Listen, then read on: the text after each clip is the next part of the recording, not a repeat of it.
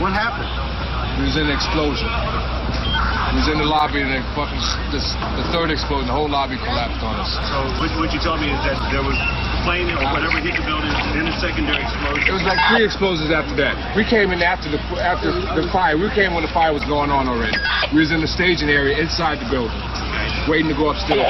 Then they exploded. The whole lobby collapsed on the lobby inside. People don't understand. There may be more. Any one of these fucking buildings can blow up. This ain't done yet. You'd get down below and you'd see molten steel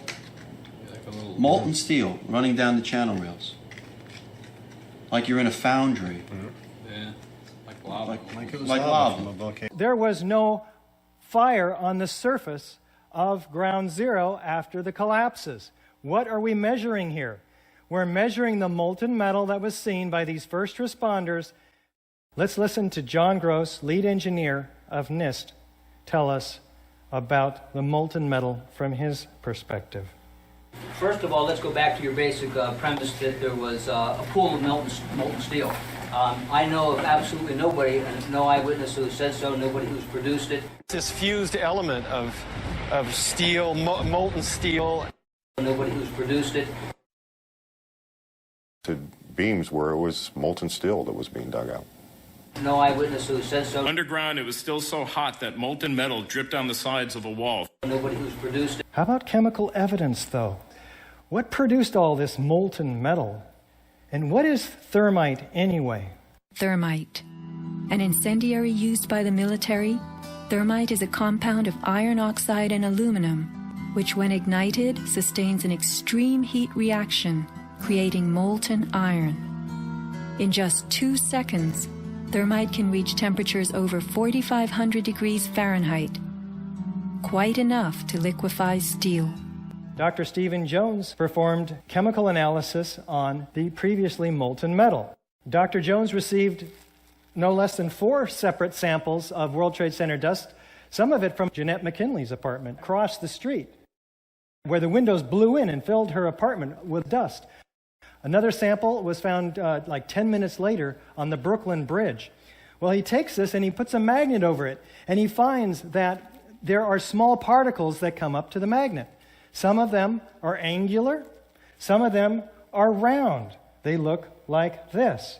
If you had thousands of cutter charges going off in the columns and beams throughout the building, and they were under this incredible pressure, what you'd see is something like this.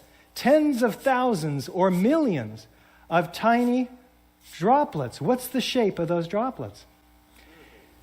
When a liquid is dispersed like this, its surface tension forms itself into almost a perfect sphere. Would there possibly be any unignited thermite pieces in the World Trade Center dust? Indeed, he finds it. There was a heavy-duty explosion inside the lobby. We stuck on the stairs for a while. We finally got down to the lobby. Then we get to the lobby, it was this big explosion.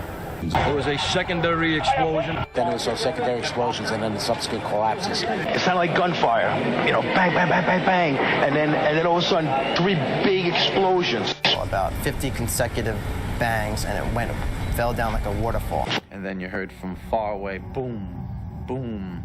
And you heard the boom, boom, boom, boom, boom, boom. Floor by floor, it started popping out. It was like, it was if they had detonated. They were planned to take down a building. Boom, boom, boom, boom, boom, boom, boom. And it just started going pop. It just started going boom, boom, boom, boom, boom. And he goes, how fast? I go like firecrackers. They're reporting exactly what I would expect. You're hearing boom, boom, boom, boom, boom, waves of explosions going off. Not one massive big boom. There's so many videos of witnesses from that day that report explosions. There's radio transmissions from the FDNY. We have the transcripts that were recorded, back in 2001 of all these firefighters and first responders reporting explosions. I got an eyewitness who said there was an explosion on floor 7-8.